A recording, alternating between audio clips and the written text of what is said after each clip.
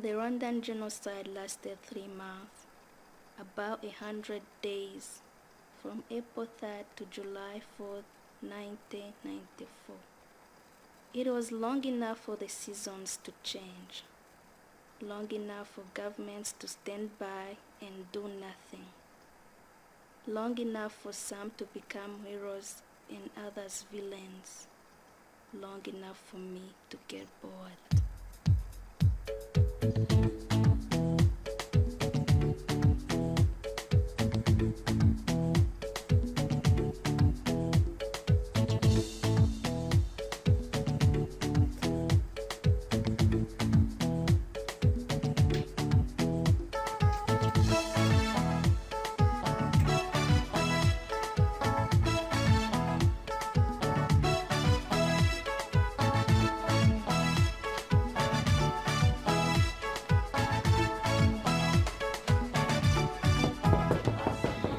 Funny thing about genocide is you never know who's knocking. Don't worry, that's me at the door. My name is Jane. Mesdames et messieurs, c'est Jeanne d'Arc. That's Oh, not my name. come on.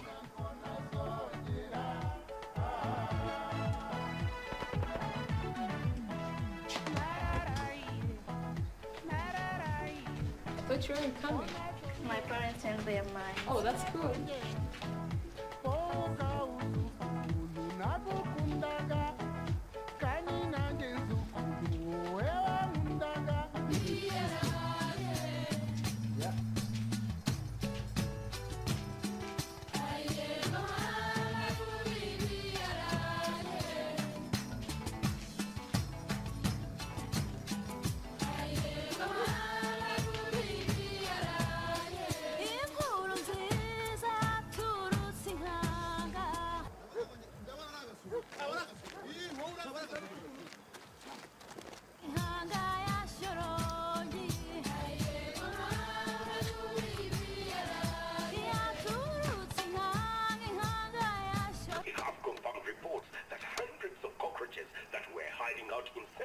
Church and plotting against our government were stopped by the patriots. This is the work that must be.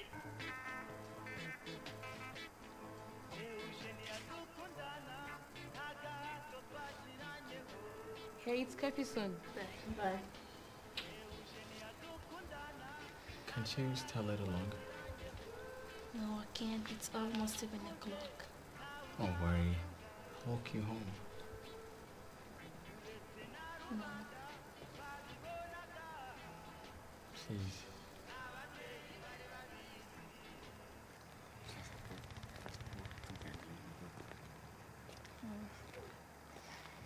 Thank you for staying. No problem. Thank you for walking me home. No problem.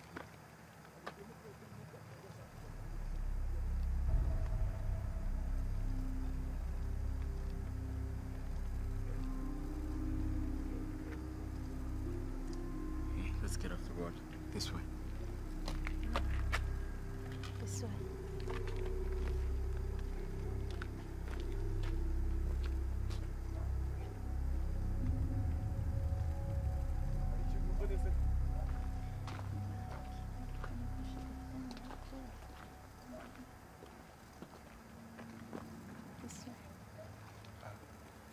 Through the back?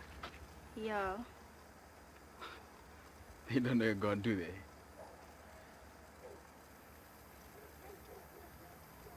No. Well, you better get inside. Yeah. Oh. Wait.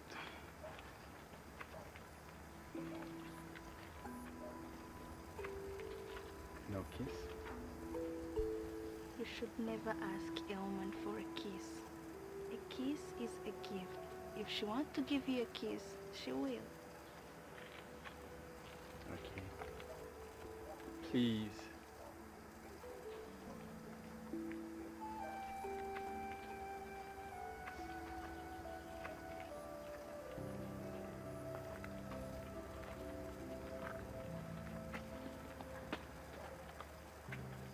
close your eyes. Close your eyes. You don't know how to follow directions, do you? No.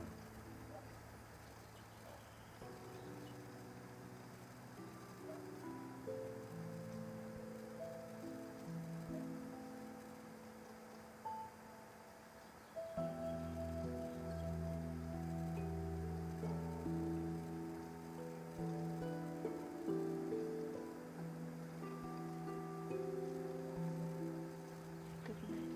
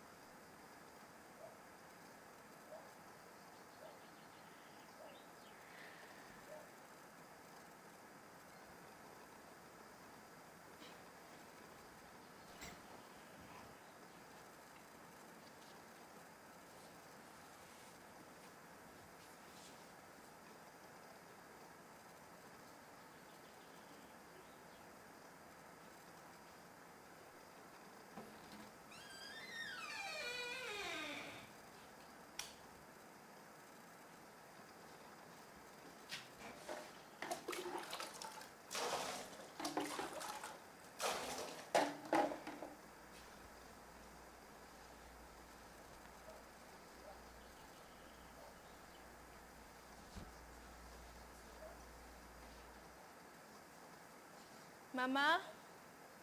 Papa?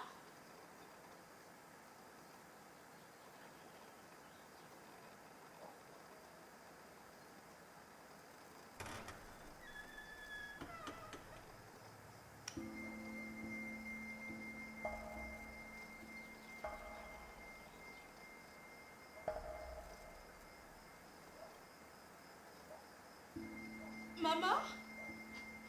Papa? Mama?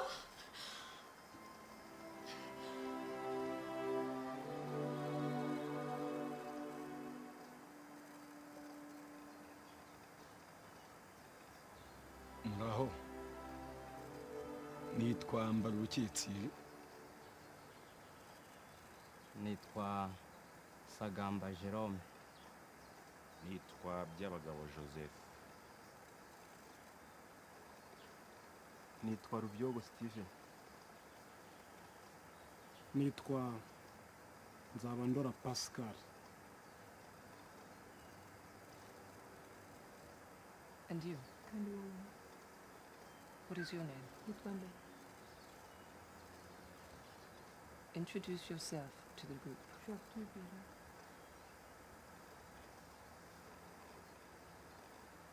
Good morning. Welcome to the Unity and Reconciliation Re-Education Camp. Forgiveness is not the suppression of anger. Forgiveness is asking for a miracle. The ability to see through someone's mistakes to the truth that lies within all of our hearts. Forgiveness is not always easy.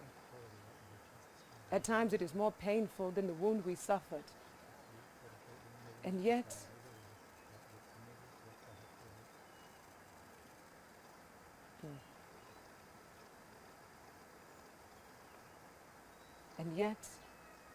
it is more painful than the wound that was inflicted.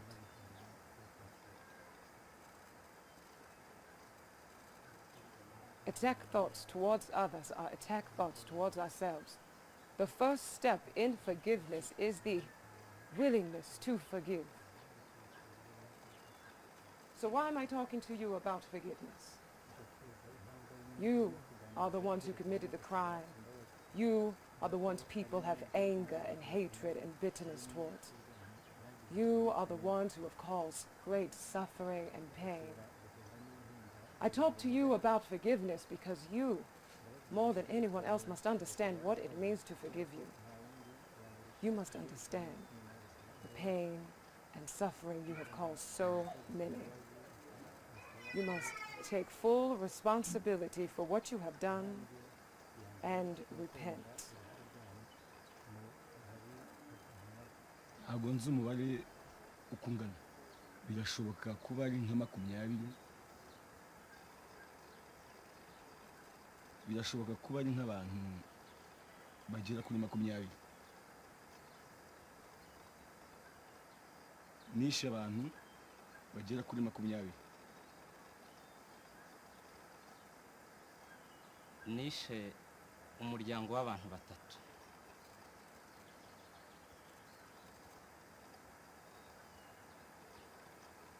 nishe abantu benshi Can you take a guess?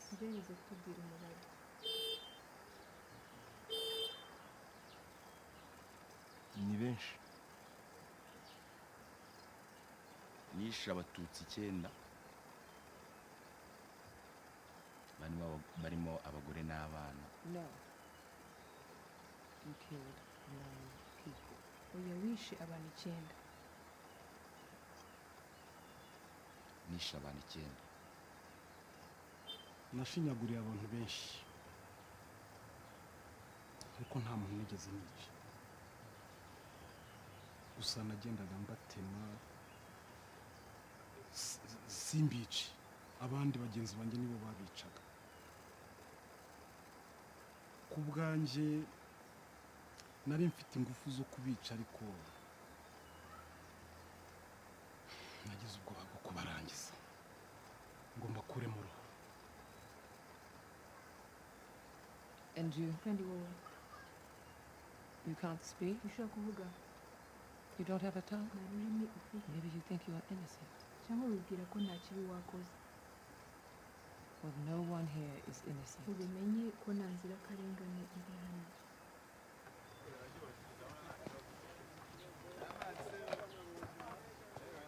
kuki utavuga wenda ntacyo afite cyo kuvuga va mu nzira nigendera sha va mu nzira se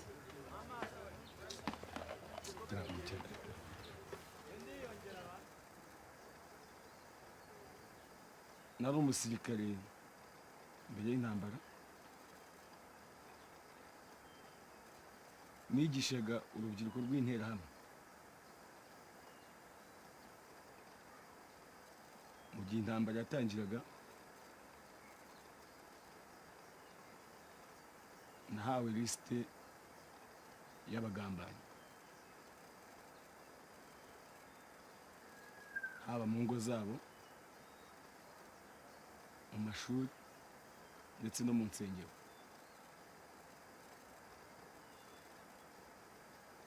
abahutu bashakanye n'abatutsi nabo barabagambanye, n'abatutsi bashatse mu bahutu nabo barabagambanye. Abo bose bagombaga kwicwa. narindi kuri bariyeri Nyamirambo, mbona umuryango w'abantu benshi baje mu modoka, bari abatutsi. Twarabimenye ko ari abatutsi nubwo bo batashaka kutwereka ibyangombwa byabo. Wari utuyoboye abategeka kururuka imodoka, abapfukamisha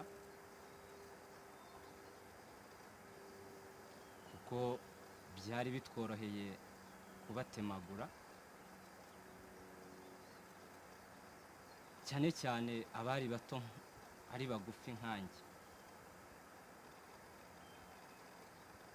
Wari uyoboye igitero yadusabye buri wese gufata umuntu we akamutemagura.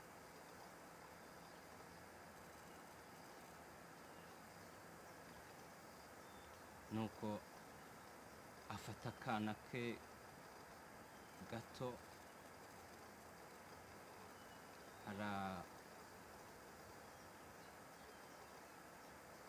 nyine yaragafashe agafata amaguru agacurika umutwe, hanyuma agatema umutwe.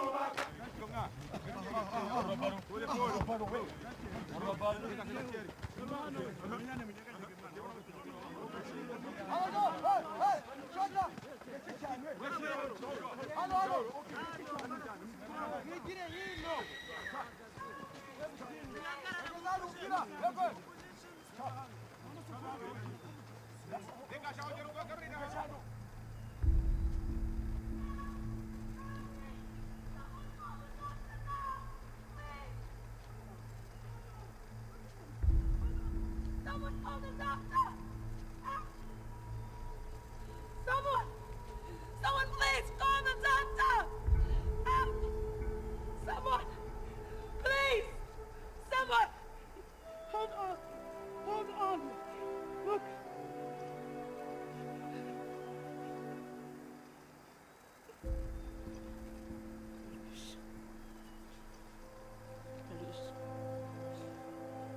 uruhinja.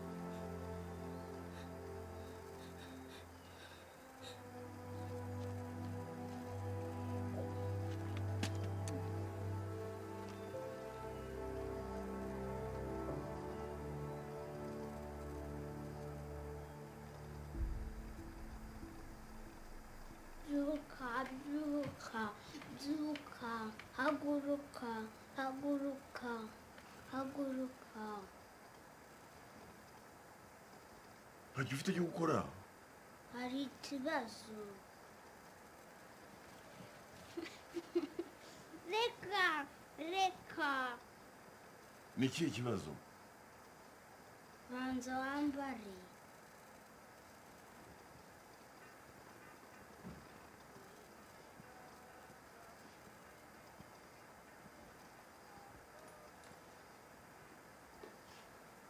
Habaye iki? Reba ibyo wakoreye Korani ya mushiki wawe.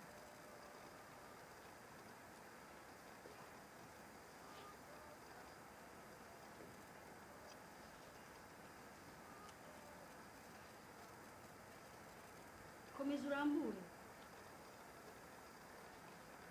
kandi n'umwe muri aba bahungu wabikoze ntabwo ari twe nizeye ntabwo ari njye n'umwe muri abo umbeshya sibyo Nyenuza n'umukandara. Nase papa. Wanyeruka nyenuza n'umukandara. Nase papa. Iyo ubute kandi simbisubiramo. oya oya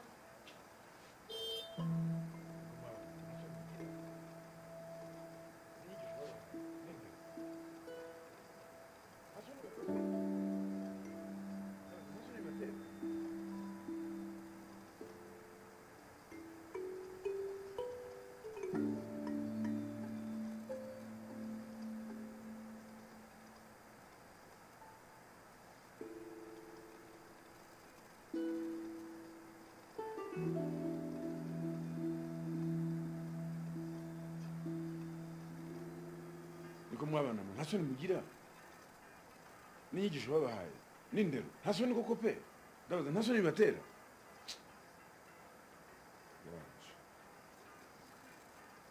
Iki ni iki uzanye? Kanda. Oya. Genza n'umukandara munini kandi gato cyane. Hundreds of traitors were all killed at one go. Yes, yes. Very good news. We have confirmed reports that hundreds of cockroaches that were hiding out in St. Famille Church for weeks and plotting against our government, protected by that brother cockroach, Father Pierre, were stopped by the patriots. Yes, this is the work that must be done if we want to ensure a future of a truly democratic nation. In the words of the patriots who came before me, freedom.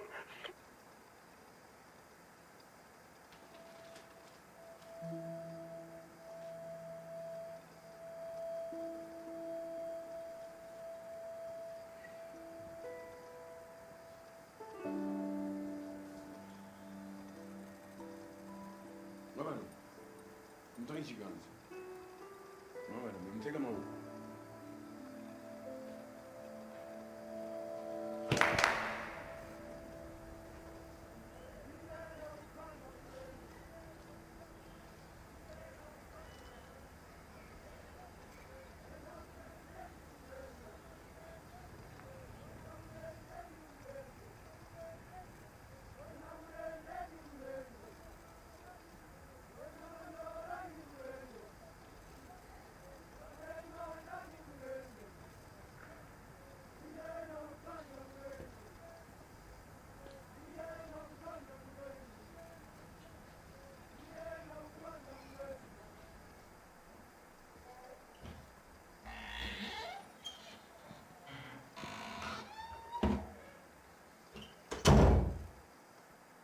They are within the compound. The last UN soldiers must have left by now. Why are you not with us out there? You are a very lucky man that I'm helping you, allowing you to stay here if you are not a man of the club. Father, you know they call me Brother Cockroach, even when I'm not looking. Do they? Yes. Yesterday at the roadblock, I saw a man killed. A Hutu man. Killed for refusing to lift his machete and swing with the others. The killers had caught a woman who thought she could pass as a Hutu. She had refused to give her identity card. They could tell, I could tell. You could see by her nose. This man, he stood back from the others, and when they were done with the woman, they killed him. Father Bertrand, why are you telling me all this? Have no fear. I'm telling you because I have taken great risk to help you. It's Stay here. You'll be safe. I'll go and talk to them. Thank you, Father.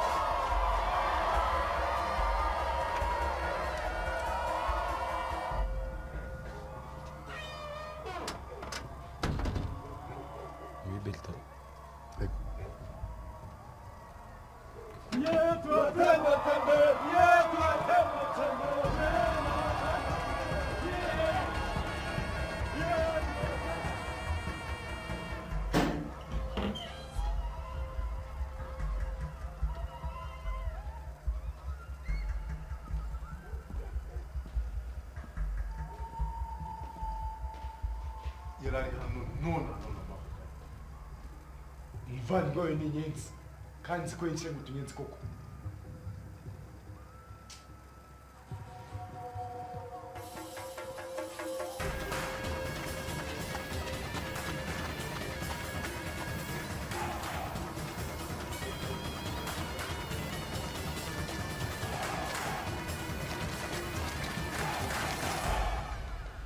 Salam alaikum. Wa alaikum salam. We're quickly running out of water. How long do you think we can last? Maybe a few more days. We will not survive ourselves if we keep letting these people in. There's no food, no medicine, and quickly no water. Thank you. But Thank you.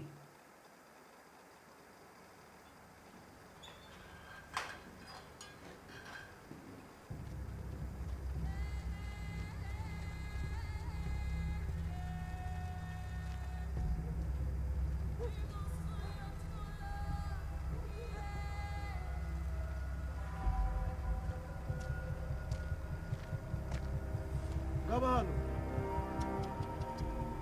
muveyo.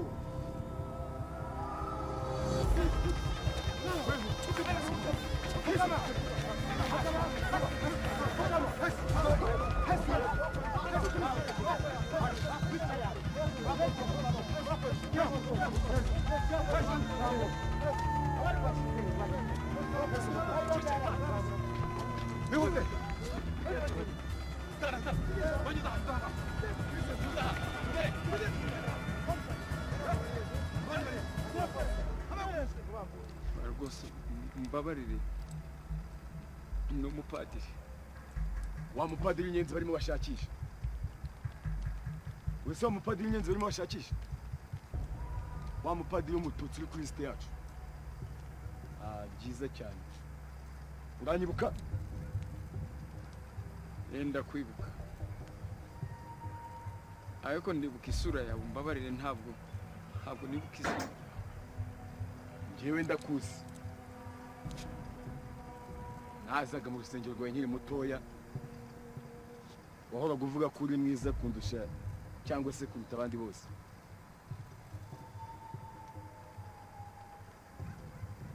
Ceceka!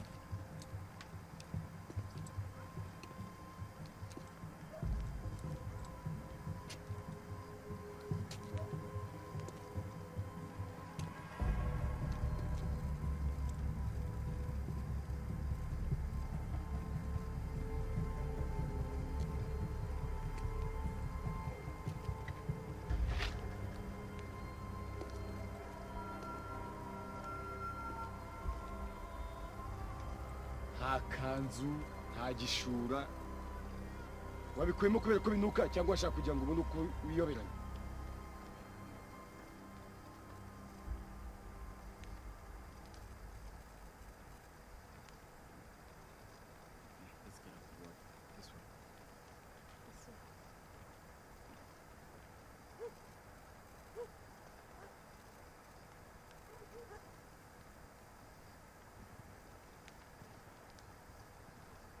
Hari icyo numva neza ariko niba wizeye Imana ko ufite urwago gupfa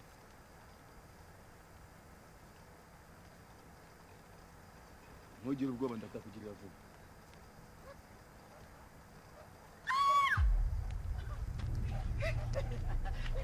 Mumupfumu.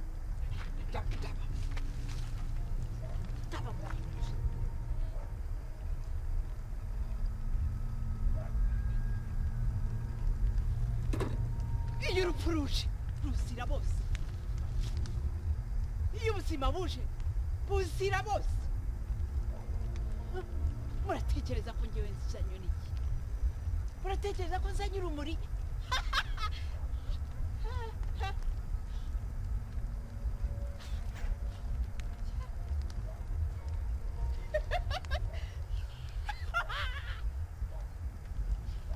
Muhabyararakaye nanjye ndarakaye. Muhaguruke, muhaguruke tugende, muhaguruke.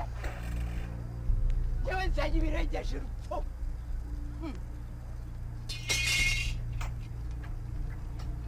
Satana turimo. Muhaguruke tugende murebe umwana, murebe aho bari, murebe aho ari. Muhaguruke, muhaguruke.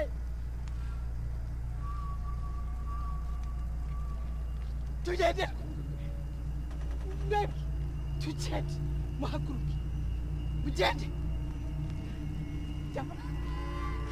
Namwe iki Satani, muhaguruke, muhaguruke.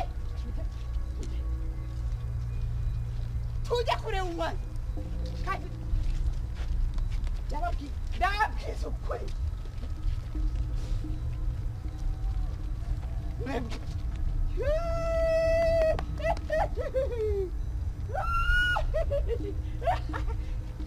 ndabamariye ubusi, ndabamariye ubusi wa none.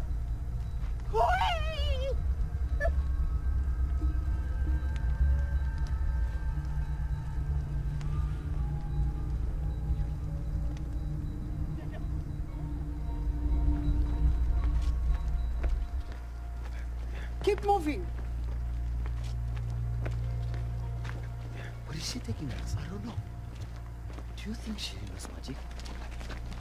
We are in Rwandan too. Shh, quiet. Where are we going? Where are you taking us? We have the right to know.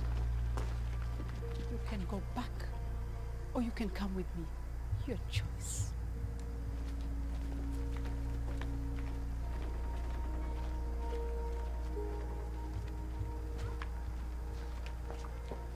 I'm sorry to be calling you so late. Yes, I know.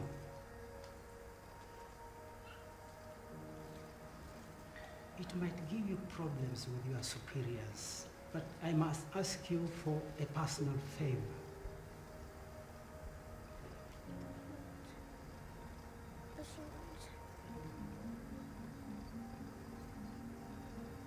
I need provisions, food and water, or these people will starve to death.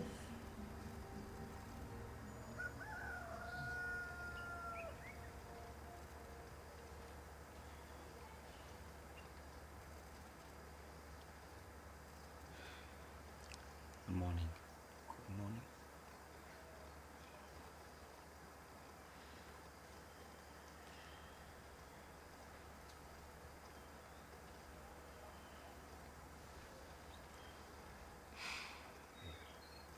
Are you one of them too? One of what? The Muslims. No? Why?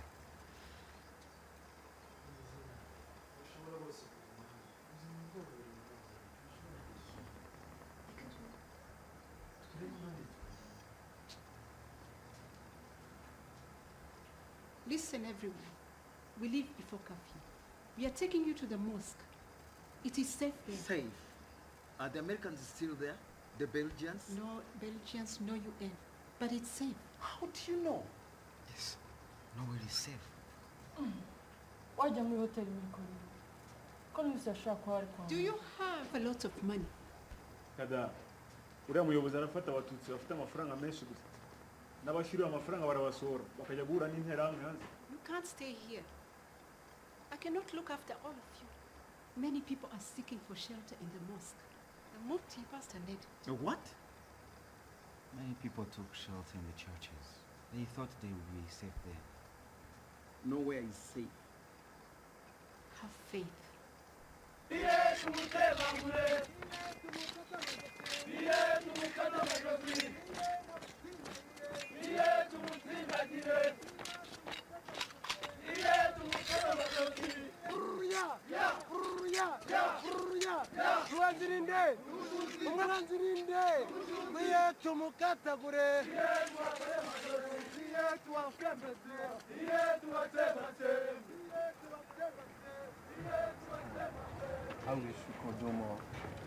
Every bit helps. Allah puts nothing on your shoulder that you cannot carry.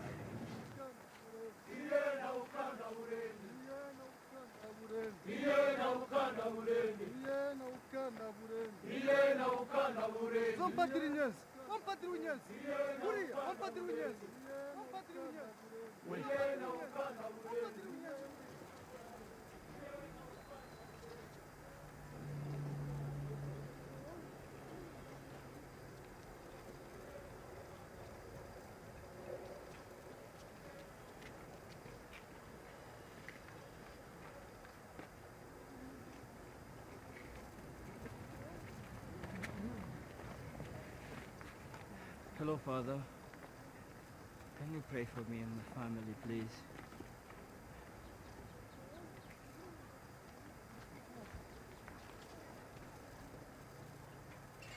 Wait! Please let us in. Please. Come in.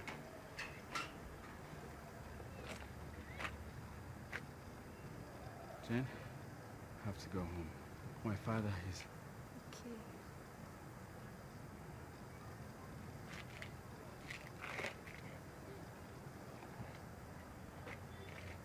Thank you.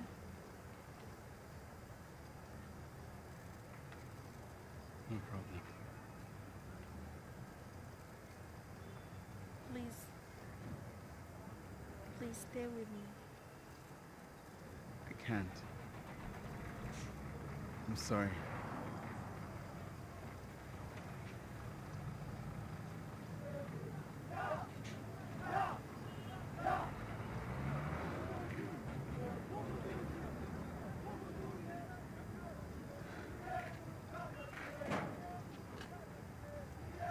You owe me a kiss.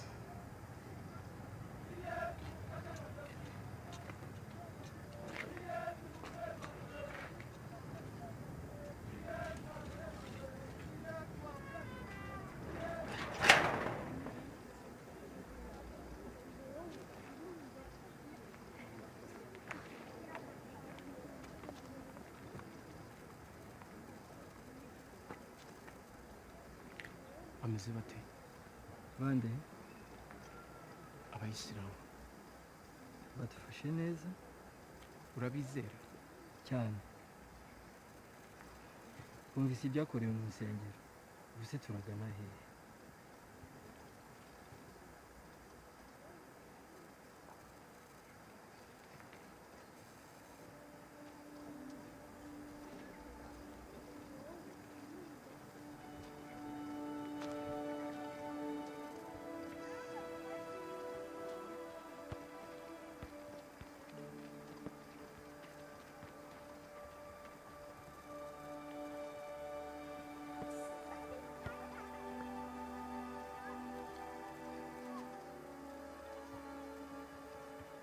Welcome.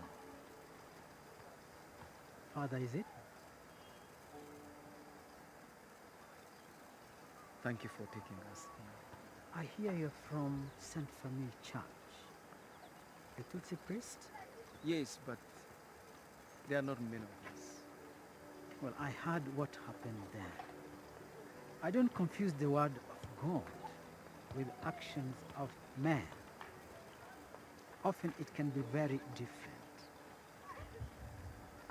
There are people of many faiths here, many Catholics and Muslims, some Tutsi, some Hutus. We have managed to survive many days. but people are losing faith. Would you consider providing counsel, or maybe give summons to those who seek it?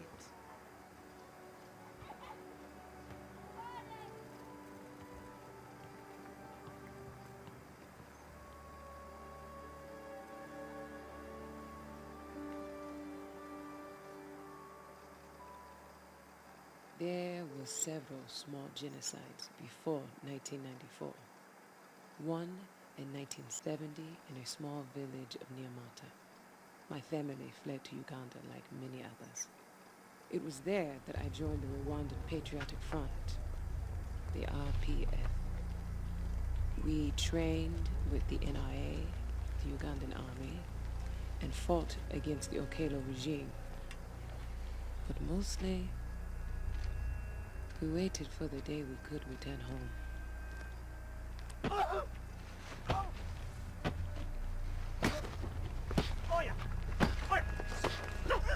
Leave them alone! Don't defend this coward mob. Leave them alone! It is not our job! They're killing children. They're raping women. We just spent 2 weeks digging up a mass grave at Ikichikiro. The last count was 8,000 bodies. And do you want to defend them? I am not a judge. But some people might see what you are doing right now and call you a monster. Keep walking. Watch out!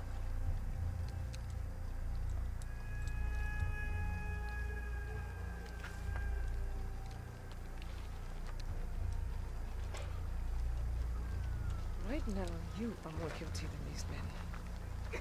We didn't see what they did, but I see what you are doing. We are not here for vengeance. We are here for justice. These men are our prisoners. But they are men and ought to be treated as such. You know you are talking to a rich man? Then act like one. Men with vengeance in their hearts need guidance, not encouragement. Haruka. The war is not over yet.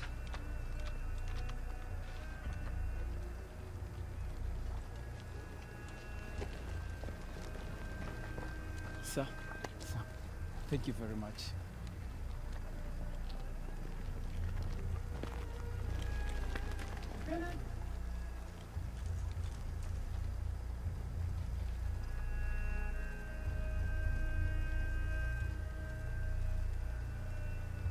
Tukinde.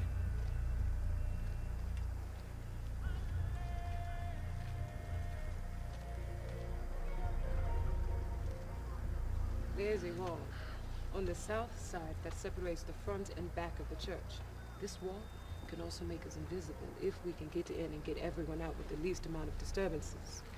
How many refugees?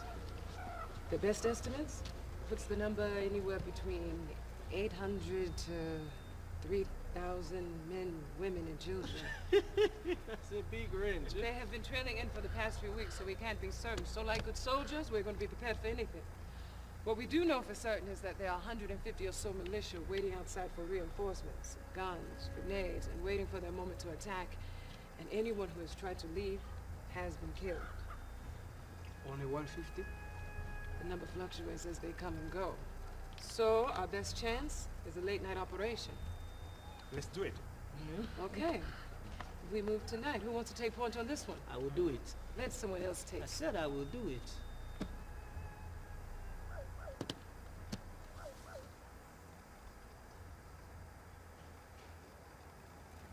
You have a baby on the way.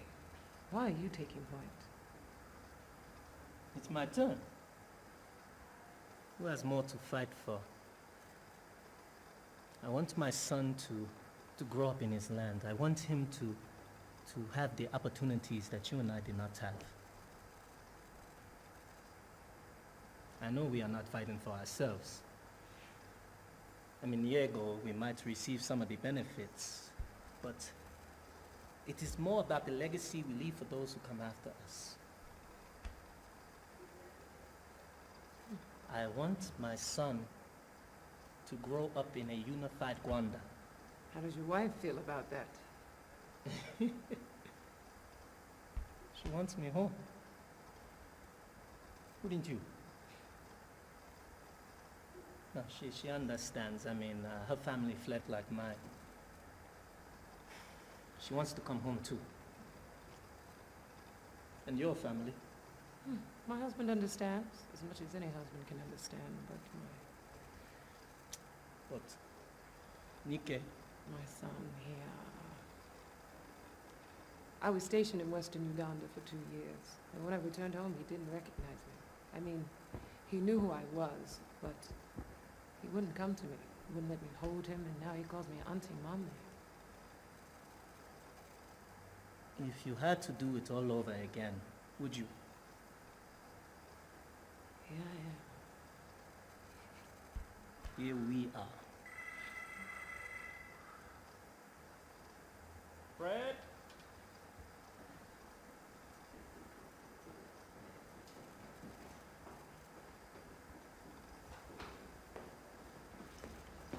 Malkozi.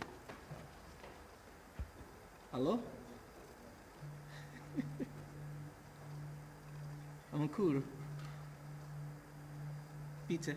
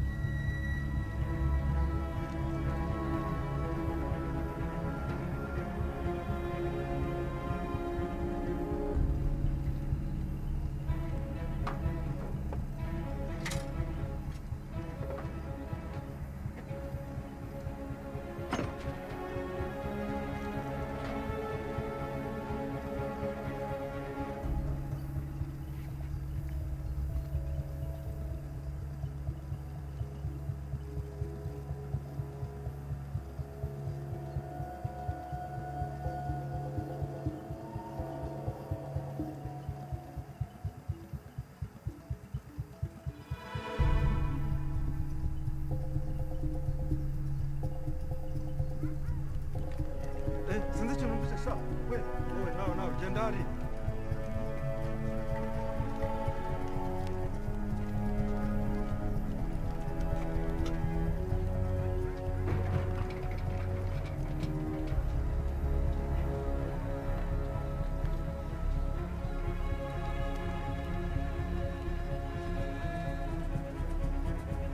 They're coming! Keep them back!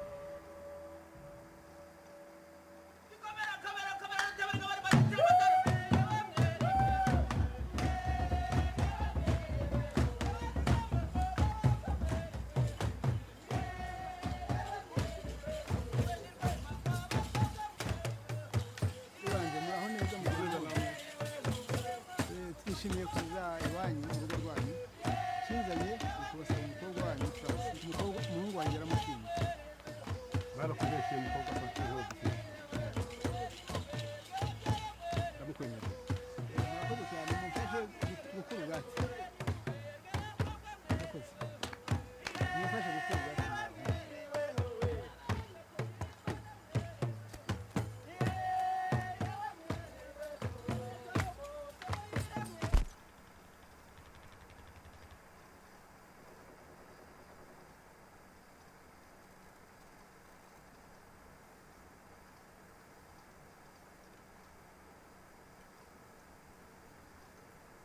So you have nothing to say? After all that I've just said, you have nothing to say. What am I supposed to say? Something. You seem to have it all figured out. So anything I say will make the situation worse. And why do we have to talk about this now? When are we supposed to talk about it? When you're ready? Or when you figured out some more lies to tell me? Or do you want to talk it over with your mistress first? Let's call her. Or better yet, invite her over so I can talk to her face to face. Or better yet, tell me where she lives. I'll pay her a visit. Are you crazy? You see what's going on out there? Please don't. Don't use what's going on out there as an excuse. You weren't thinking about politics when you were sleeping with someone else. Please keep it down in there. So what is she? It doesn't matter. Of course it matters. You say mattering the minute you lay down with her. It doesn't matter. She Hutu. She is a Hutu. You dog. Keep it down. What? You don't get embarrassed? You don't want anyone to hear? You should have thought about that when you were... It was a mistake. And I'm sorry. But this is not the time. I think it's time for you to leave. I know a way to get you through the roadblocks out of town. Some UN soldier from Ghana taking Tutsi to refugee camp. You go and I will meet you afterwards. Do you love her? What? Did you all just say? Do you love her? Stop it. Answer my question. No, of course I don't love her.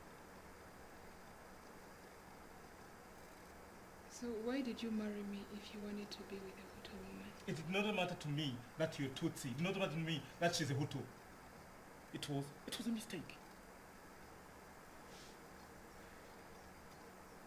Maybe we need to take some time apart. Are you serious? Is this... You are using what's going on outside to justify what you're doing. What's going on outside? You think I'm using that? I want you to be safe before things get worse. So you want me to leave so you and you... Pack a small bag. Why? We're leaving tomorrow. Where are we going? To a safe zone. Where are you going? I'm going to Delphine's house. I'm staying off the road. I'll be back before curfew. No, it's too dangerous. But we have been stuck in this house for weeks. Please. Your mother said no. But... No! What did you say? Nothing. I'll be in my room.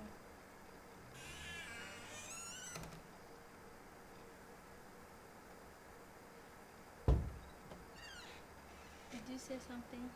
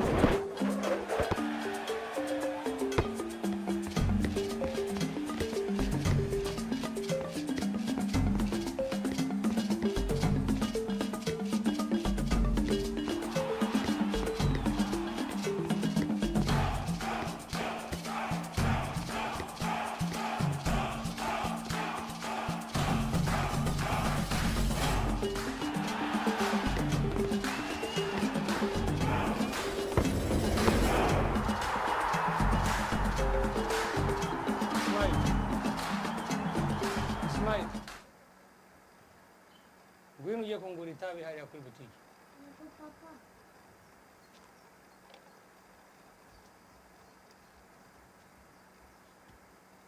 Ugaruke vuba nta gutinda mu nzira. Urumva?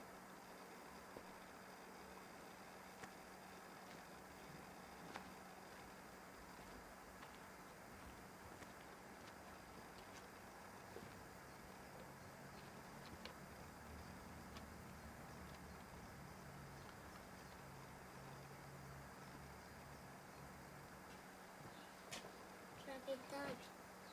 Byangahe se sha? Kwigisha.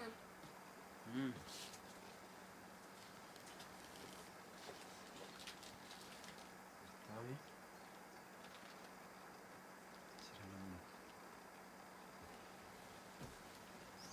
Pfumbatiza utayata? Cedric arahe. Oya, aha ntago hakiri kwa Cedric. Ntawe uhari.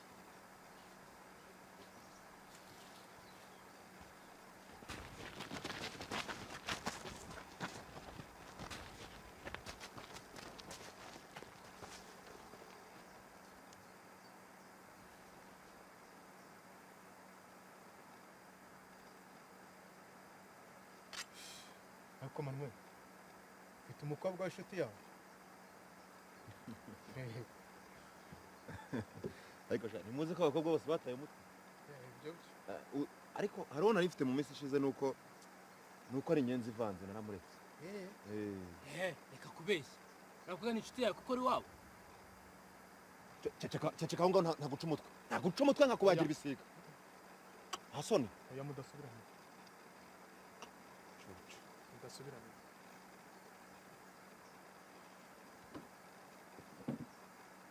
Data. Mu minsi ishize nari mufite no ku bushake bwanjye ngiye nashatse kumureka. Kumushenza.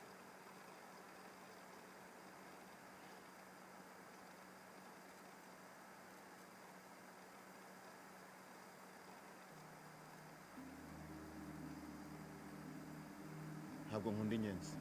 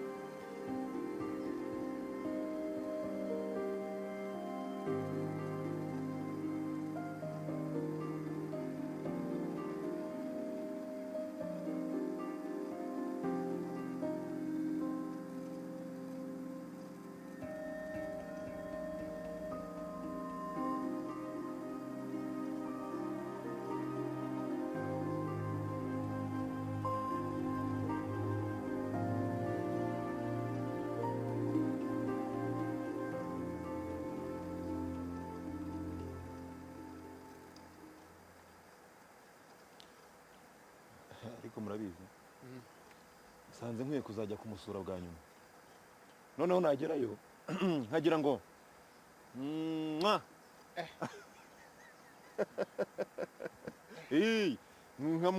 nkamusoma bwa nyuma. Manuel ugasoma inyenzi? Oya Manuel, inyenzi ntabwo bayisoma ahubwo bayifata ku ngufu. Ariko uzi ko ari byo?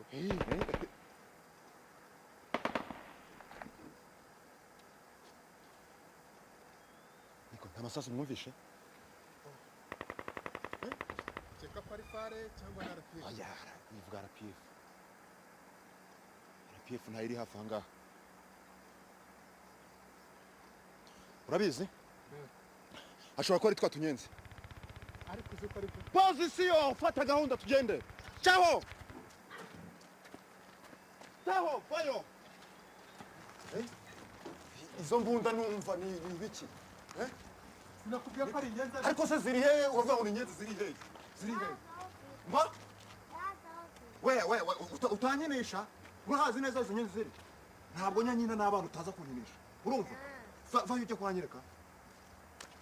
uzi ko wasanga iki cyana kihazi wa ihute se ujye kuhangirira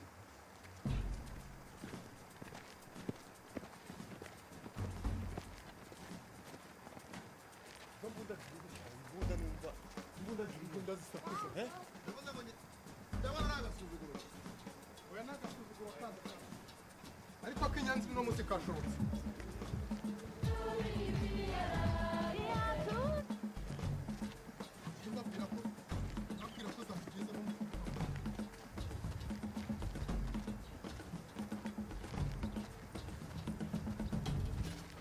yewe hey tugende tubafate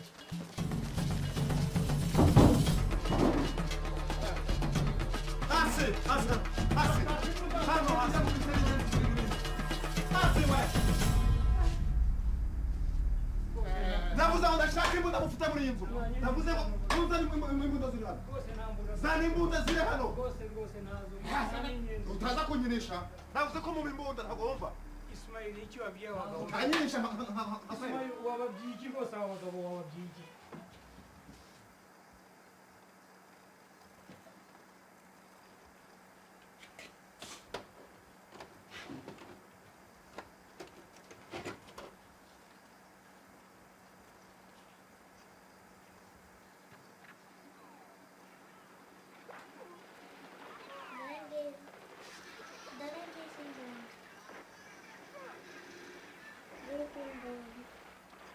Importante.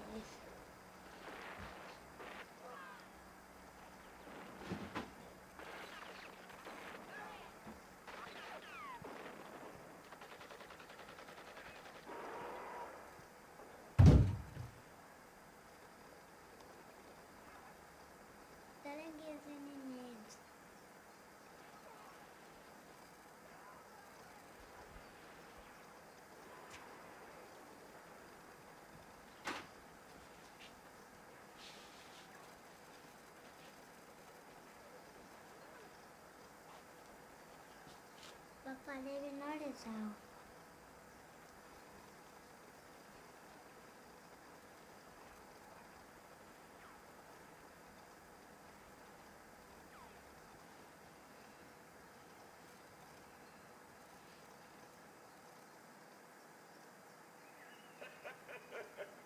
We have confirmed reports that hundreds of cockroaches that were hiding out in St. Famille Church for weeks and plotting against our government, protected by that brother cockroach, Father Pierre, were stopped by the patriots. Yes, this is the work that must be done if we want to ensure a future of a truly democratic nation. In the words of the patriots who came before me, freedom, freedom.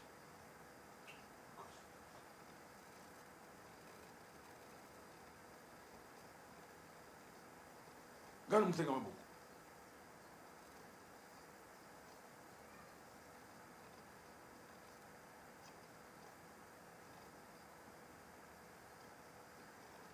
Reka ntabwo aribo babikoze. ninde yabikoze subiza ninde yabikoze vuga cyane sinkumva Ninjye. Mbaga yatubeshya. Ceceka.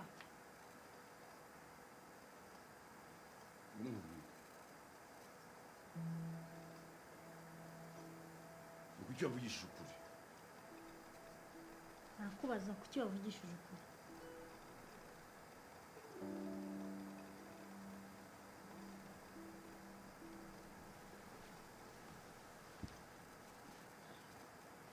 mbwira kuki wavugishije ukuri subiza kuki wavugishije ukuri Kubera simbizi.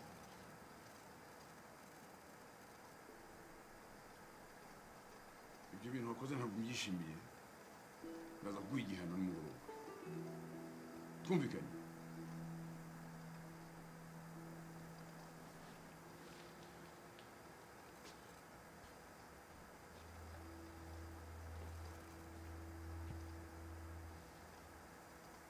السلام عليكم. وعليكم السلام ورحمة الله وبركاته. ndabashimiye kuba mwaje mwihuta nabatumiye ko numvise ko mu mihanda hameze nabi. ariko ntangiye gutekereza ko ubu bwicanyi buhari bumaze kuba icyorezo. Umwe mu baturanyi banjye ni umuyobozi w'interahamwe zicana. Mu minsi mike yashize namubonye ajya kugura za bombo z'abana be n'abana b'inshuti zabo b'abatutsi. Ndumva twarengera abatutsi mu buryo buziguye. Yindi mpamvu itumye batumira nuko mu gitondo hari amakuru mabi numvise y'abantu bishwe muri katedrali. Niyo mpamvu nahinduye. Ni gute umukristu yareka ibintu nk'ibyo bibaho? Muvandimwe wanjye, abakristu ni abantu tugomba kubaha. Baremera Hassan, bari kwica abaturage mu nsengero. Ntitugavanga ijambo ry'Imana n'ibikorwa by'abantu. Mwanyuba. Sekibi ibyara ikibi. Twese tuzi ububi bw'ikibi. Naho mwene muntu we ibyo ntawabitinda. Ntitwagombye kuvuga gutyo. Hari n'abakristu barokoye ubuzima bw'abantu, kandi mu bitero by'interahamwe hari abasilamu bagaragayemo. Ibyo ni ukuri uvuze, ariko ni bake cyane muri twe bivanze muri ibyo bintu. Interahamwe ubwazo nta nubwo zitwizera. Umuturanyi wanjye kugeza n'ubu ntabwo araza kumbwira ko twakwivanga muri ibyo bintu. Hari ubwo yaba akeka ko ndi umututsi wihishe. Ahubwo ntiyakwegereye kuko wari umusilamu. Hari amoko atatu mu Rwanda: abasilamu, abatutsi n'abahutu. Umbabarire. N'abatwa barahari. Mumbabarire. Natwe banyangufi turiho. Ayo moko atatu, abatwa n'abasilamu n'abandi, tugomba kurengera abatutsi b'abasilamu kuko banzwe cyane. Simbyemeye. Iki? Oma, sinzi urwango ufitiye abatutsi. Sinanga abatutsi. Umwiryano turimo ni abakoroni b'Ababiligi bawutuzanyemo, bapima amazuru, bagapima amatwi, bagapima imbavu, noneho bakageraho bavuga ngo abatutsi b'imbavu ndende nibo bagomba gukora mu biro, abahutu kubera ko ari bagufi ngo bagahinga, bagomba kujya guhinga, noneho abatwa ngo bagomba kuba mu mashyamba bakarya ibiti bakabumba. Ikibabaje rero ni uko ibyo bintu kugeza na none ntacyo byadusize. Kuva aho bagendeye natwe turacyabigenderamo. Ayo moko, yewe data ni umuhutu, mama akaba umututsi. Ubwo yewe ndi iki? Ayo moko nubwo ntacyo avuze, ariko arahagije kubicisha. Tugomba gufasha imfubyi n'abapfakazi nk'uko Allah abivuga. Tugomba kureka kubivuga, ahubwo tukagira icyo dukora. Ni iki muteganya gukora? Osman, wavuze ko tugomba kurengera abatutsi b'abayisilamu. Tugomba kurengera abatutsi ukagarukiraho. Yego, reka tubafashe bose, ariko se gute? Nyamara Osman yavuze ukuri. Twagombye gufungura ingo zacu, tukabwira n'abayobozi b'abasilamu ko bafungura imisigiti kugira ngo babashe kurokora abatutsi bari mu kaga n'abandi bose barimo bahigwa bazira uko baremwe. Ni izihe ngaruka twagira nto kubera ko twahisha abasilamu gusa? mu musigiti Allah ni nyirimpuhwe nyirimbabazi, adusaba ko tugira impuhwe tukagira n'imbabazi mu nzu ye, byaba ngombwa tukazana n'abagabo tukabahishanya n'abandi. koko no mu musigiti. Nyakubahwa mufti, uzakora iki? bavandimwe banjye, Hasani yavuze ukuri.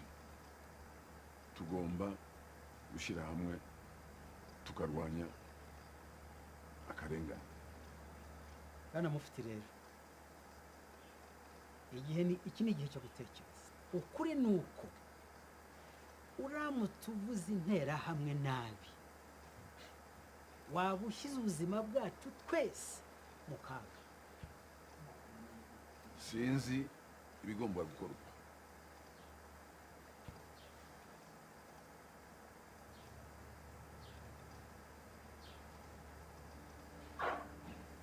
Ntabikoze kurwanya akarengane ndakorwa nandi bari by'akazi kandi kandeba.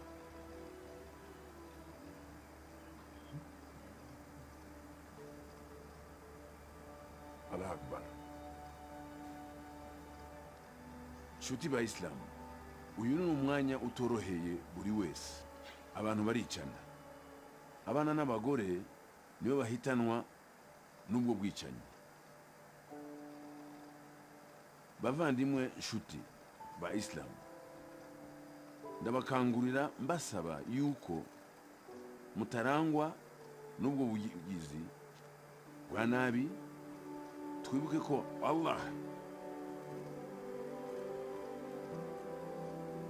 yaduhaye twese uburenganzira bwo kubaho kandi tubana tubahana umwe ku wundi, ndetse kandi tunafashanya.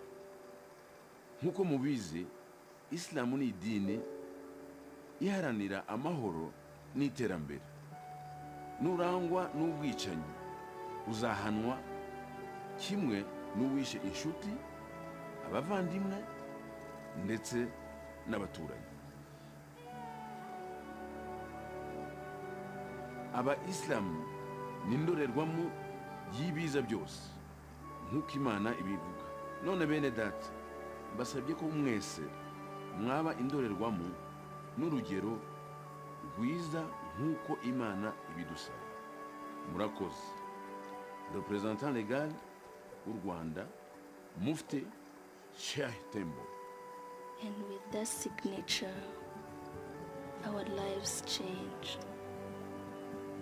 When the war was at its worst, when there was nowhere else to hide, it became the safest place for Tutsi, Hutu, Muslim, and Christian. That is where we met and how we came to know each other's stories.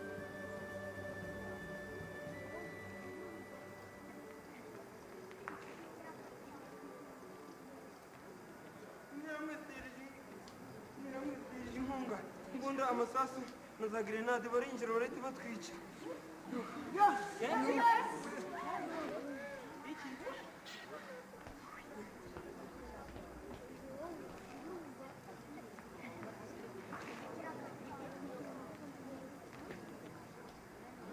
Thank you for coming.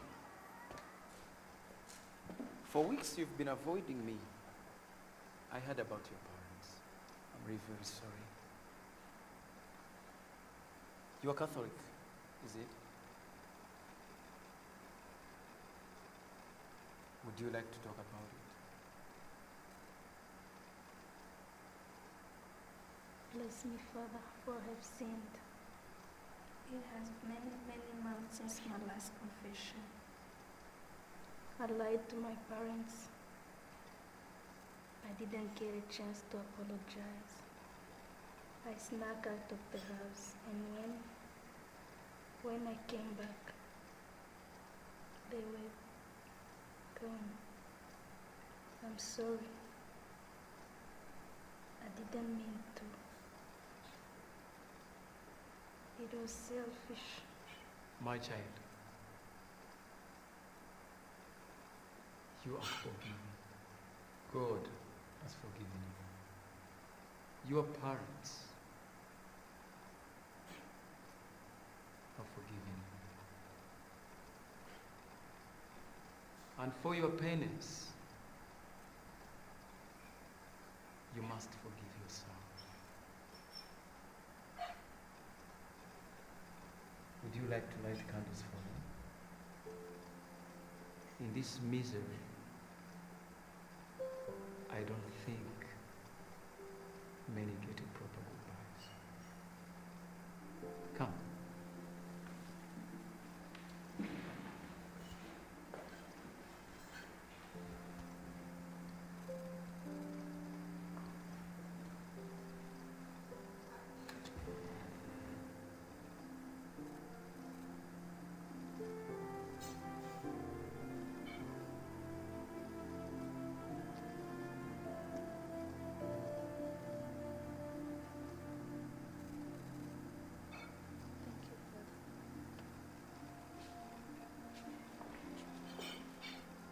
Father, they told me your story.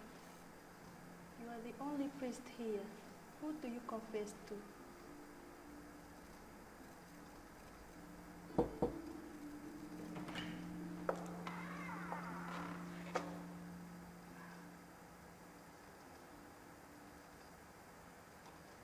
That girl has been through much.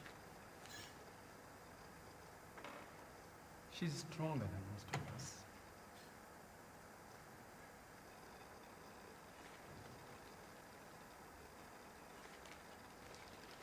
What is this? It's a gift. Thank you for the work you have done here. But it's not necessary. And that's why it is a gift.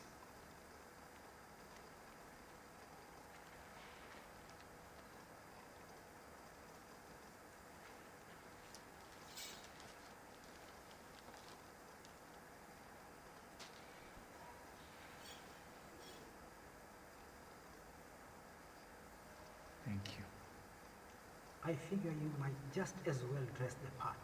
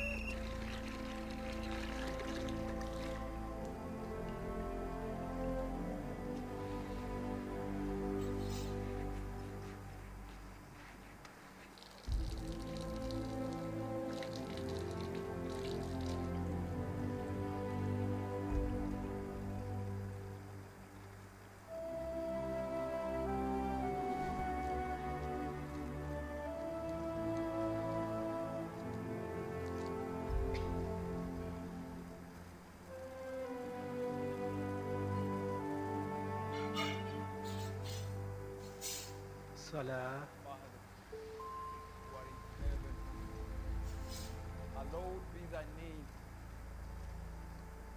Thy kingdom come. Thou will be done on earth as to be done in heaven. Allahu Akbar. Give us our daily bread. Forgive us, Father, our Sami trespasses, Allahu liman hamida. as we forgive those who trespass against us. Allahu Akbar. Don't lead us into temptation, Allahu Akbar. but deliver us from evil. For thy is the kingdom, Allahu Akbar. the power, and the glory, forever and ever. Amen.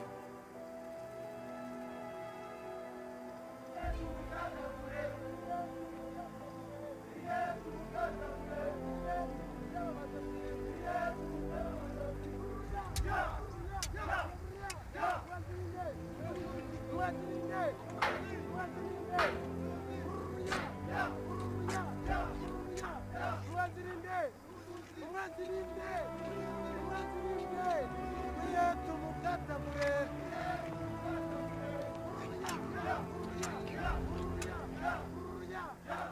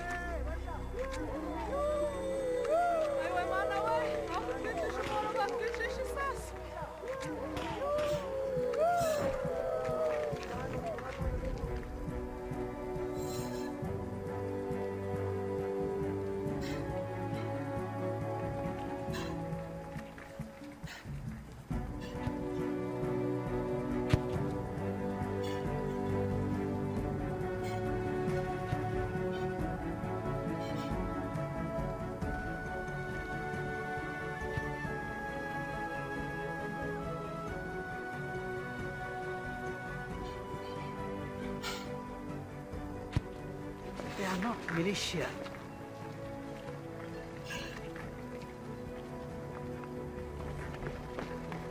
Who's in charge here? We're going to take you all out of this place. We're taking you to a UN-controlled refugee camp.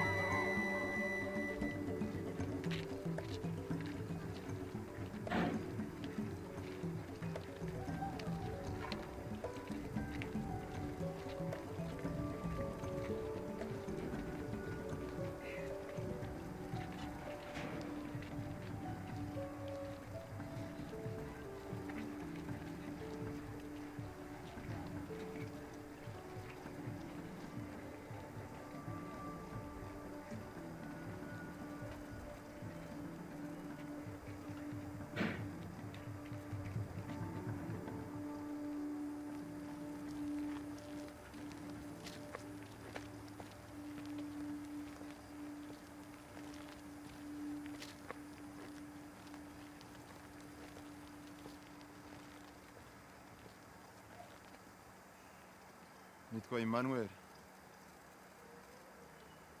Ntabwo niyita umuhutu kuko ndi umunyarwanda. Namwe kandi simbita abatutsi kuko muri abanyarwanda. Mpagaze ngaho nemera ibyo ndegwa byose bibi kuko narabikoze.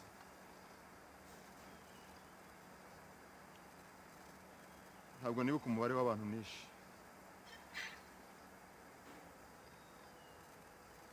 Mbonye umwanya mwiza wo kwigaya kuko muri kiriya gihe nafashe icyemezo kigayitse mpemukira u Rwanda. Sabye imbabazi.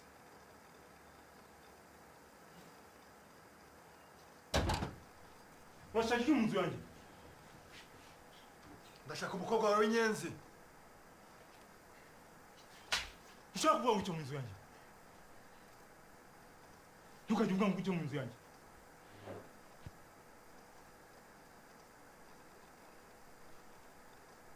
Mwamwumvishe?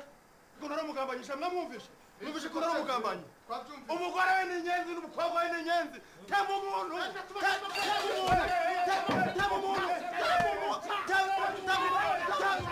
Tema umuntu!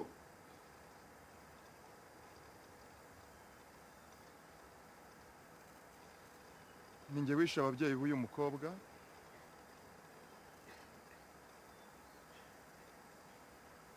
Ninjye wishe ababyeyi b'uyu mukobwa.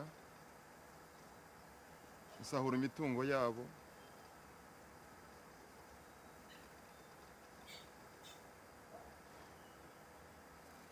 Mbikuye ku mutima musabye imbabazi.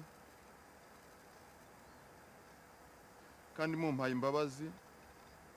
Imbaraga zanjye nazazikoresha kugira ngo nishyure ibyo nangije kandi ngakoresha imbaraga zanjye kugira ngo nkorere igihugu cyanjye rwose umbabariye nifuza kongera kukubera umuturanyi nifuza kongera kukubera umuturanyi mwiza ngusabye imbabazi mbikuye ku mutima rwose mbabarira